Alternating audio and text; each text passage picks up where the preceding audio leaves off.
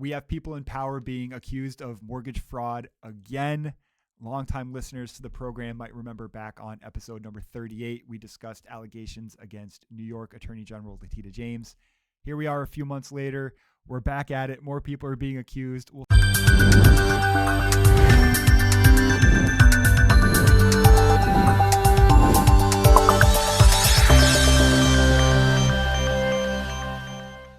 Episode number 40. Welcome back. This is the Expected Returns Podcast. My name is Luttman. I am a real estate investor and agent here in the capital region of New York State. Tons of fun stuff for us to talk about today. However, before we jump in, a quick reminder, if you enjoy the content, be sure to follow us on all the social channels, sjlincolnrealty, YouTube, Facebook, Twitter, Instagram is going to be the most active of all of our accounts. Be sure to like and subscribe to all the channels. That way you get all of the content put out by our office here. Again, SJ Lincoln Realty, Facebook, YouTube, Instagram, Twitter. That's it for the intro. Let's get into the episode. We'll kick things off today with a little bit of a blast from the past. We have people in power being accused of mortgage fraud again. Longtime listeners to the program might remember back on episode number 38, we discussed allegations against New York Attorney General Letitia James. Here we are a few months later. We're back at it. More people are being accused. We'll start with Fed Governor Lisa Cook. Now, Lisa Cook was appointed to the Federal Reserve by President Biden, and the allegations against her are pretty significant if they turn out to be true. Supposedly, and this is coming to us from the Wall Street Journal. Now, keep in mind, these are all just allegations at this point. Nobody's gone to court. Nobody's been charged with anything. And this is all just what's been reported by different media outlets. Supposedly, Fed Governor Cook purchased two properties with the time frame within a month of each other and claimed both of them as her primary residence. Now, going back to episode 38, we talked why someone would want to claim something as a primary residence. Lower down payments, better interest rates, it's easier to qualify. So there is an incentive financially to claim something as a primary residence. Unfortunately, you can't do that multiple properties because there can only be one primary and everything else would be a vacation home or a second home, investment property. So if this was 10 years apart, okay, we have an argument where life circumstances change, jobs change, families are created. Something could be a primary residence. Fast forward a few years, now we need to change. That makes all the sense in the world. If it is true that she claimed two properties within the time frame of a month, to me, that would be very, very naughty. Something is not right here. Is it grounds for termination? That is a different story because my understanding is that you can only be fired from the Federal Reserve for cause, meaning you did something on the job that was inappropriate, you failed at your responsibilities. Anything outside of your job, anything before you were appointed is kind of walled off, if that makes sense. And when she was appointed by President Biden, it went through a Senate confirmation hearing. All of her finances were reviewed at that point with a fine-tooth comb, right? They went through all of her bank accounts and mortgages and all that stuff. Everything's been looked at, and that would have been before supposedly this incident with multiple properties being purchased. So did she do something wrong? Possibly, yes. Did she do something wrong that is grounds for termination? Maybe not. Maybe it's a criminal complaint or you pay some type of a fine. It may turn out to be a bad look, certainly, for Lisa Cook. However, it might not be grounds for what President Trump is trying to do, which is termination. And if you think, well, he's gone after Attorney General Letitia James for mortgage fraud, now Lisa Cook, and eventually we're going to pivot this conversation to another politician. What do they all have in common? They're all Democrats, right? If this was a Republican, we haven't seen him go after any Republicans. So it does seem to be there's some kind of political motivation behind this. But the next one we'll turn to is Senator Adam Schiff. He is a congressman from California. This is a very different and kind of an interesting situation where he too is being looked at for claiming multiple properties as a primary residence. However, the information that's come out is there is a one property that was purchased in 2003, another that was purchased in 2009, however, in completely different states. And if we're thinking, well, how's that going to work, right? If only one can be your primary. If you work in government in Washington, D.C., it can make all the sense in the world that you would want to have your house in Washington, D.C. However, if you're a congressman and you represent the people of California, you're also going to want to have a property a house in California. That's where you live. That's where your people are. That's where your constituents are. It's likely, and it's very possible, you can make the argument, well, both are your primary, because you need to have your home in Washington, D.C. to be able to do legislative work. You need to have your place out in California. You need to be around your people. How do you determine which one is your primary? Because neither one is an investment property. Neither one is a vacation home or a secondary home. They are both legitimately, you can make the argument, a primary residence. So I will be very interested to see how this shakes out, what the argument against Adam Schiff is going to be. It seems on the surface, again, this is all just what's out, the information that's out there currently seems to be pretty legitimate at this point. But again, we'll see how this shakes out. One thing we do know is that President Trump is not a fan of Adam Schiff. Adam Schiff was a huge voice on trying to get President Trump impeached and jailed during his first term. So keep your eye out on that. But kind of on the surface, the information that's available right now, one case very different from the other, and just goes to show, just because someone is accused of something isn't necessarily all the same, right? Each case, whether it's the Attorney General for New York State, where she was allegedly claiming a 5-unit building was actually going to be a 4-unit building. We have Adam Schiff out in California saying states across the country, both are primary. Every case is a little bit different. So not all things, we can't paint with broad strokes, but certainly worth keeping our eye on from a real estate perspective. And us as real estate investors, what do we care more about? Certainly the Federal Reserve and what the makeup of the board is going to look like, because what realistically President Trump is trying to accomplish is Lisa Cook gets the boot. He's able to appoint someone new that's going to be more favorable to the terms he wants to get into place, which is going to be lowering rates. The more, the better. So be on the lookout for that. Next up, a conversation about failed business relationships. However, before we do, a quick word from today's show sponsor, Knollhaven Capital. If you are a real estate investor and you're seeking financing on your next project, head on over to knollhaven.com.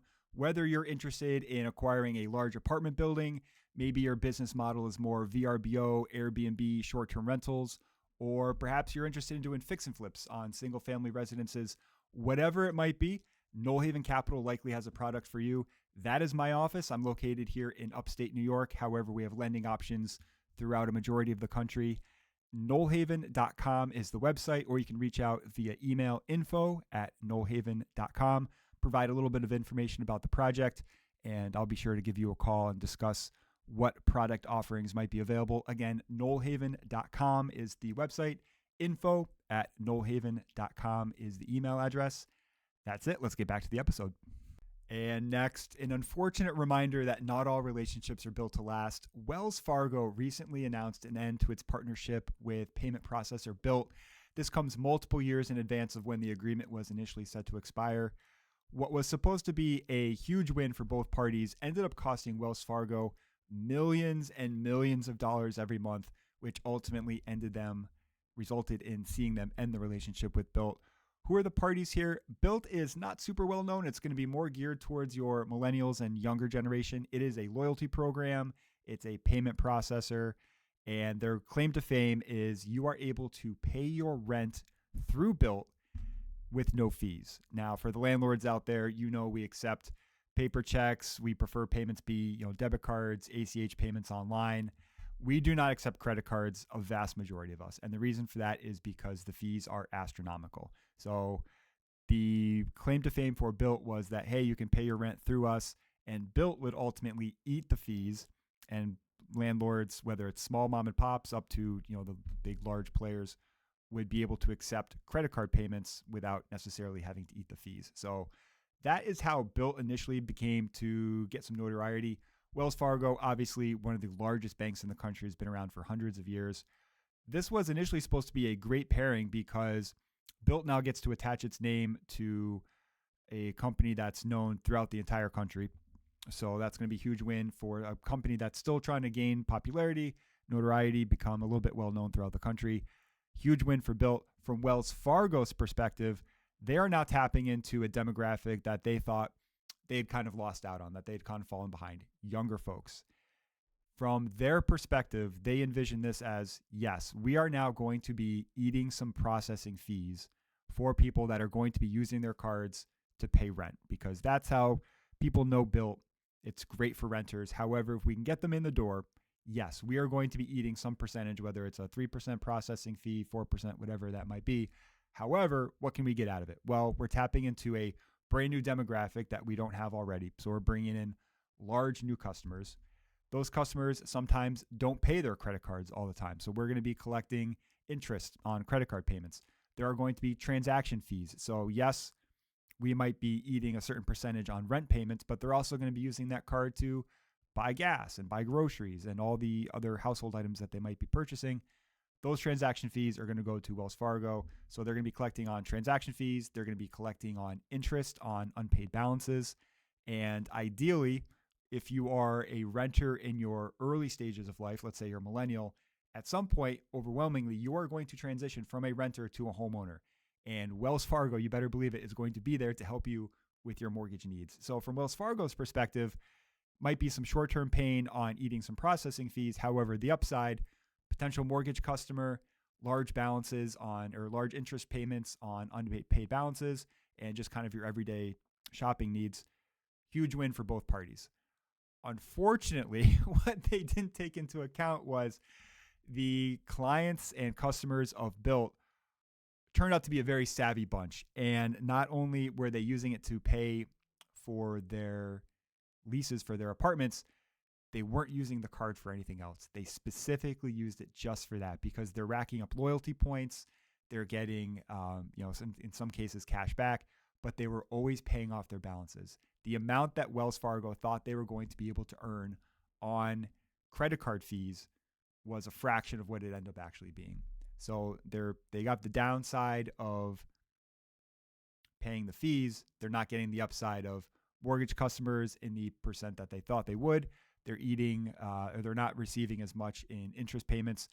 So what was supposed to be a huge win for both parties was great for Built, because it did get a lot of publicity as being partners with Wells Fargo. Hey, come to us. You're able to pay your rent, no fees.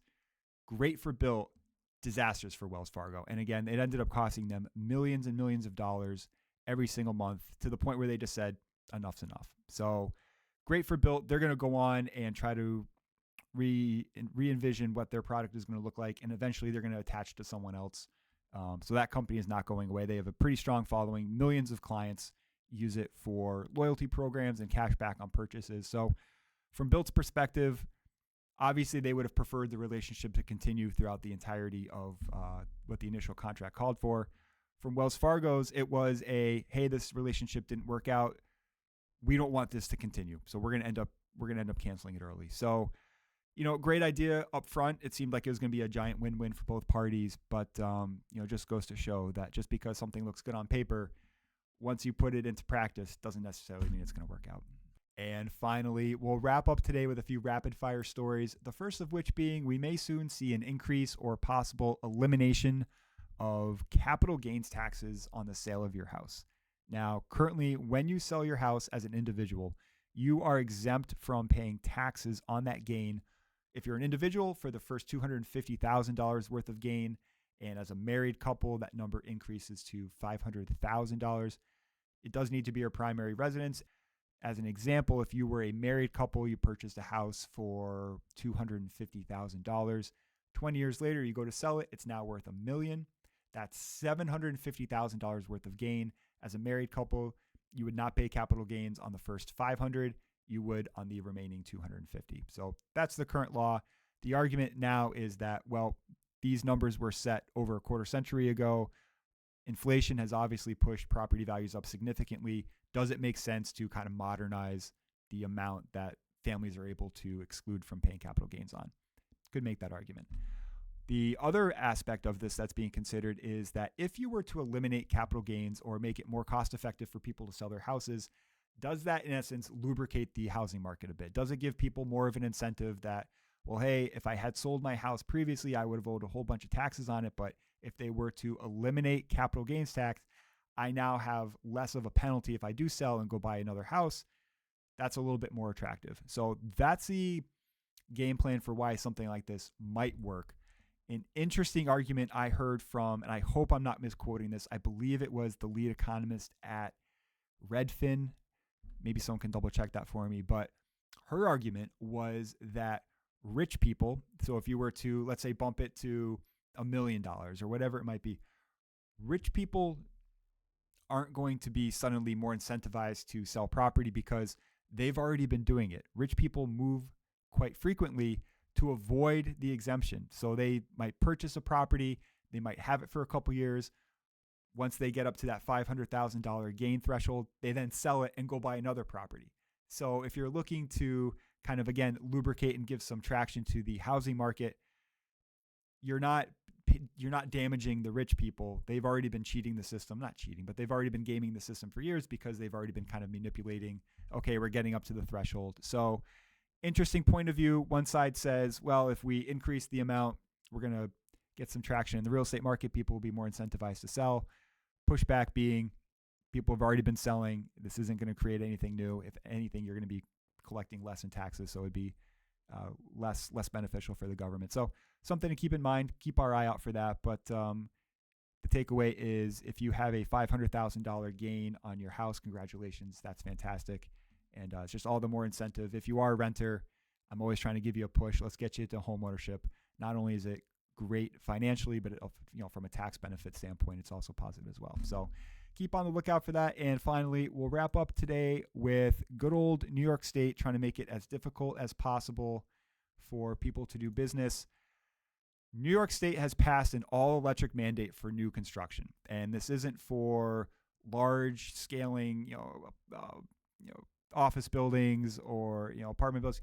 This is for everything from a single-family residence up to anything 7 stories or below. Now needs to be, starting in 2026, all electric. So your heating, everything inside of the house, no more gas, fireplaces and oil furnaces and things like that. It needs to be all electric starting in 2026. Now, is it good for the environment to go all electric? People much more knowledgeable on environmental concerns will be able to tell you that likely the answer to that is yes. We're going to be going to heating pumps and things like that. And if we can transition more towards solar panels and wind and things like that, it's not something I'm super well versed on, but I think the argument is pretty clear from an environmental standpoint that yes, this would be a win. It is going to make home construction more expensive, and the numbers are, from what I'm seeing, anywhere from $15,000 to $20,000 of additional cost in order to meet these requirements. So if you are a first-time home buyer, or if you're a middle-income buyer and you're already kind of strapped to be able to afford high housing prices in New York State, this is not going to help. This is going to be a major hindrance. So it might be $15,000, it might be $20,000 of additional expense. Ideally, once this program gets a little bit more traction, maybe those costs start to come down. Maybe more players enter the arena in terms of options to be able to heat your home. The installation might become a little bit more affordable once we have more professionals that are able to service these systems and things like that. So right out of the gate, it does seem like a pretty big number. I suspect that will most likely shrink as time goes on. However, it is a big number to absorb. And the response we're seeing is obviously from builders. They're quite concerned because they're saying all of our costs are going up. Our financing costs are going up with interest rates. Our lumber is going up. All of the things we use for building materials are now being tariffed, so we're getting hit from that side too. It's very difficult to find workers, especially with deportations, so we're getting hit from labor standpoints. Now you're going to tack this on to us as well. So they're quite upset, to the point that one of the largest home builders in the capital region has said he's leaving. So Marini Home Builders is one of the larger home builders in the area, and he actually announced that he's going to be taking his business to Tennessee. So it's a little bit more business friendly in Tennessee, but these are the ramifications we see from government coming in, mandates into the private sector. There are ramifications. And in this case, we're having builders not just say, hey, we're going to scale back a little bit, but legitimately we're leaving the state. It's become so difficult to do business here that we're going to do what we do just somewhere else. So kind of a bummer, not great for housing in New York State. How do we kind of use this as tactical? What can we be tactical with this information? When we look at existing homes, there's going to be more of an incentive now for buyers to want to purchase existing properties built before 2026, because all of those properties are going to be grandfathered in. So if you're on a house that heats with an oil furnace, once that oil furnace stops working, you are not required, at least not yet, but you are. There's no part of this legislation that requires you transition over to renewable energies at that point. So you would be able to replace your oil furnace. So it's very likely we might see buyers who may have preferred to do new construction suddenly say, why don't we buy an existing property and renovate it to the way that we want it, so it's maybe has many aspects of new construction. However, we're able to use the oil furnace or whatever that existing heating system might be, because there are going to be folks that are going to say, boy, that's just too much money. We don't want to mess with that. So we could see more people start to transition back to pre-existing inventory. There might be more of a demand, which of course, when we see more of a demand, what does that do to prices? It increases prices. So keep your eye on that. Keep your eye out on for that. There might be more of an incentive for people to avoid new construction, which isn't great for our builders, but there are ramifications when government comes through with mandates like this. So that's going to wrap up the episode for today. Thanks for sticking with it. If you have any questions or you want to reach out and discuss anything in detail, Stephen at sjlincoln.com. That is my email address, sjlincoln.com/book a call. You can book a conversation with me if you have a real estate related need in the capital region. Again, if you are interested in financing of a real estate project, we are able to assist in most areas of the country. So you can go on to knollhaven.com or info@knollhaven.com. Email some information about your project. I appreciate everyone making it through the episode. Be sure to like and subscribe, follow us on all the socials. And the best thing you could possibly do is, if you do enjoy the content, let me know and ask questions, because the shows are better. They're more suitable for learning if we are able to go over questions together. And because I guarantee you, if you're thinking about it, someone else is thinking about it too. So again, whether you want to comment on the video itself or just email me a couple questions, but I would be happy to discuss that with you. Stephen at sjlincoln.com, sjlincoln.com/book a call. Thanks for watching, and we'll talk again soon.